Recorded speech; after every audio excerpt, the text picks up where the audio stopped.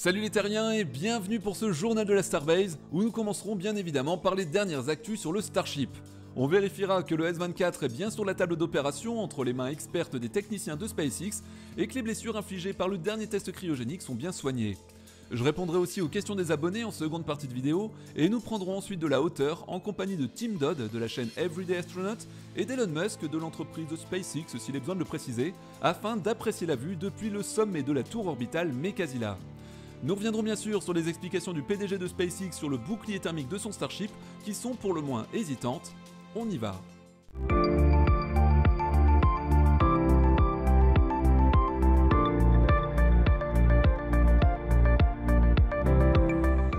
On commence dans les airs avec ces images de Starship Gazer et ce test effectué sur le QD-Arm dans sa dernière configuration à la toute fin du mois de mai.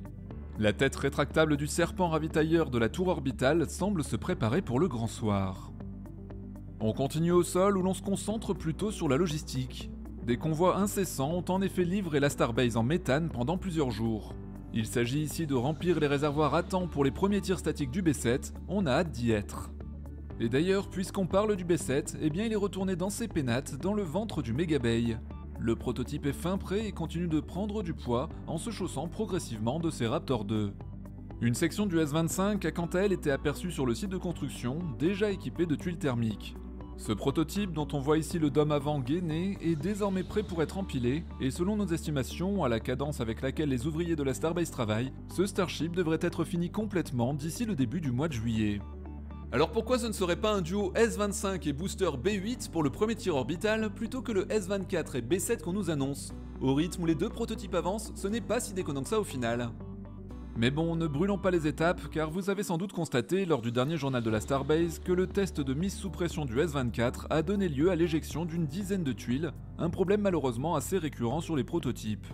D'ailleurs, voici le responsable. Apparemment, ce tuyau a cédé sous la pression, propulsant par la même occasion une portion du bouclier thermique.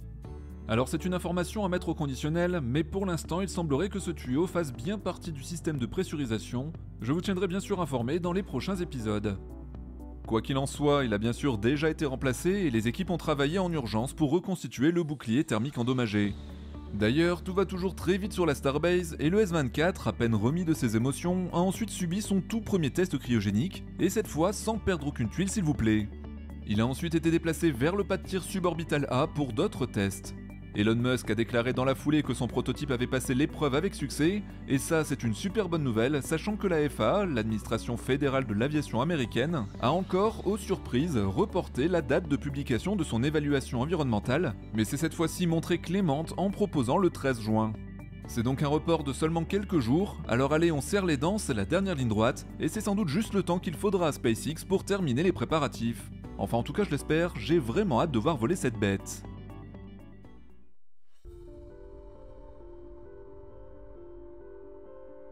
Sur cette deuxième partie de vidéo, je réponds à vos questions dans les commentaires de la Starbase. D'ailleurs, il a fallu faire un choix car j'en ai reçu sans exagérer plus d'une trentaine, merci, et j'ai donc de quoi faire 3 émissions rien qu'avec ça. C'est aujourd'hui la question de Florian Dom qui a retenu mon attention. Salut Quentin et merci pour tes vidéos. Peux-tu me dire pourquoi SpaceX choisit de faire atterrir les premiers étages de Falcon 9 sur des barges flottantes plutôt que sur la terre ferme? Car j'imagine qu'il est plus simple de manipuler le booster sur terre que sur mer, donc hormis pour des raisons de sécurité, je ne vois pas vraiment l'intérêt de faire ainsi.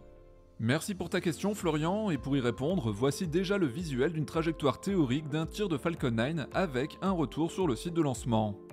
Durant la rentrée atmosphérique, lorsque le second étage de la Falcon 9 se sépare du premier, le booster, qui est sur une trajectoire suborbitale, se retourne en utilisant ses RCS, les Reaction Control Systems que tous les joueurs de Kerbal Space Program doivent connaître, avant d'allumer un à 3 de ses moteurs. C'est le fameux Boost Back Burn qui sert à ramener l'étage sur une trajectoire de retour vers son lieu d'atterrissage. Mais cette manœuvre, vous vous en doutez, est coûteuse en carburant car le booster doit ralentir pour ensuite faire demi-tour, et la technique n'est en fait possible que sur certaines mises en orbite basse si la fusée n'a pas pris trop de vitesse. A l'inverse, pour les trajectoires plus énergétiques, comme les injections en orbite de transfert géostationnaire, le premier étage va trop vite au moment de la séparation pour pouvoir faire demi-tour vers l'ouest et revenir vers la Terre. Cela demanderait beaucoup trop de carburant et ça limiterait d'autant plus la masse des satellites embarqués. La solution est donc simple, on laisse le booster retomber, ce qui permet au drone ship, ou en français la barge automatisée, de se positionner idéalement en dessous. Pour répondre à la question initiale de Florian, ce n'est donc pas vraiment un choix de la part de SpaceX de faire atterrir le premier étage sur Terre ou sur mer, mais plutôt une conséquence du type d'orbite prévu pour la mission. D'ailleurs, si vous souhaitez en savoir plus, je vous conseille de regarder la vidéo de lundi dernier qui traite justement de la Falcon 9 et de son retour sur Terre.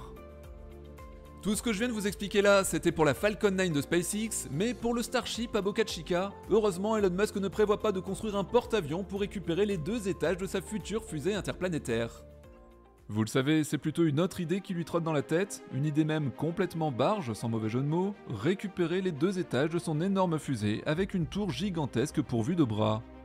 La deuxième partie d'interview accordée à Tim Dodds de Everyday Astronaut est en effet l'occasion rêvée d'apprécier le gigantisme des infrastructures du site de lancement de la Starbase. Mais quasi là, la tour orbitale culmine à 143 mètres, faisant d'elle l'édifice le plus haut de toute la région. Le booster va descendre entre les bras de la tour et ces petites bosses que vous voyez là-haut vont buter sur le dessus des chopsticks et on espère bien qu'ils ne plieront pas. Et lorsque la question sur le Starship HLS est posée, pour rappel le Human Landing System étant le système qui permettra au vaisseau de se poser sur la Lune, le PDG de SpaceX botte en touche en expliquant que pour l'instant, l'unique priorité c'est d'atteindre l'orbite. Et que le second objectif, une fois l'orbite atteinte, c'est de livrer ces satellites Starlink de seconde génération. Nous avons déjà produit un satellite de seconde génération, nous l'avons ici. Il fait 7 mètres de long, la Falcon 9 n'a pas les capacités requises pour amener jusque l'orbite ces satellites. Combien pèse un satellite Starlink 2 ? Environ 1 tonne 1 quart. Il y a beaucoup de gens qui se demandent combien de lancements de Starship il y aura chaque année, mais ce n'est pas vraiment la question, l'important c'est combien de tonnes de charge utile par an on sera capable de livrer en orbite. Sinon cela reviendrait à comparer un canot de sauvetage à un poids lourd des océans, un porte-conteneur par exemple.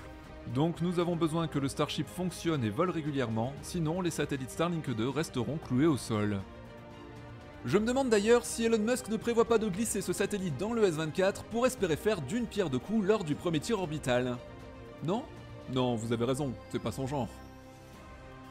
En attendant, prenons un peu de hauteur et allons faire un tour dans les entrailles de mes Casilla. Première étape au QD-Arm. Nous voici au niveau du QD-Arm, regardez ce truc. Oui, c'est fou, le design est gigantesque, je veux dire, c'est difficile de croire que tout ça est bien réel. Bon, ici on allait admirer la vue depuis le sommet de la tour. La vue est magnifique à environ 138 mètres de hauteur, soit, à titre de comparaison, une dizaine de mètres au-dessus du second étage de la tour Eiffel. Les 2 hommes prennent le temps de contempler le panorama, le Starship ressemble presque à un jouet pour enfants et les gens au sol semblent minuscules.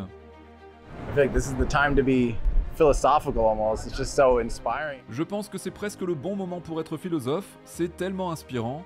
Est-ce que tu penses profondément, dans tes tripes et dans ton cœur, que c'est le commencement de l'humanité en tant qu'espèce multiplanétaire ?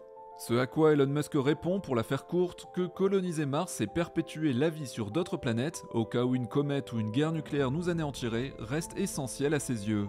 Vous connaissez tous le projet du PDG de SpaceX sur ce sujet. Après ce court instant de rêverie et d'évasion, je suis désolé de ramener tout le monde sur le plancher des vaches, mais avant de parler d'atteindre l'orbite et de livrer des satellites ou même de conquérir la Lune ou Mars, il faut d'abord songer à disposer d'un bouclier thermique qui ne perd pas ses tuiles dès les premières minutes du lancement. Pour rappel, nous en parlions plus tôt durant le dernier test de mise sous pression, le S-24 a carrément pété une durite, soufflant quelques tuiles au passage. C'est donc le bon moment de réécouter un extrait sur ce sujet lors de la première partie d'interview d'Elon Musk. Beaucoup de gens se demandent pourquoi le bouclier thermique du Starship n'aurait pas des tuiles qui se chevauchent à la manière des écailles d'un dragon ou les tuiles d'un toit en bardeau. Pourquoi ont-elles simplement un léger intervalle entre elles ? Vous savez, il y a de multiples façons de voir la chose, ce n'est pas qu'une approche façon bardeau en tuiles chevauchées ne fonctionnerait pas. En théorie, ce qui devrait se produire quand les tuiles sont échauffées, elles devraient augmenter de volume, se répandre et ainsi combler l'interstice entre elles. Donc l'espace devrait diminuer, se resserrer quand les tuiles montent en température. Vous savez, vous ne verrez pas vraiment de chaleur excessive se glisser dans les interstices, en tout cas c'est ce à quoi on s'attend. Donc l'approche en forme d'écaille, de bardeau de toit ne nous semble pas être la bonne option, nous pourrions avoir tort. Bon, au bout d'1 minute 30 d'hésitation, on rentre tout de même un peu plus dans le détail.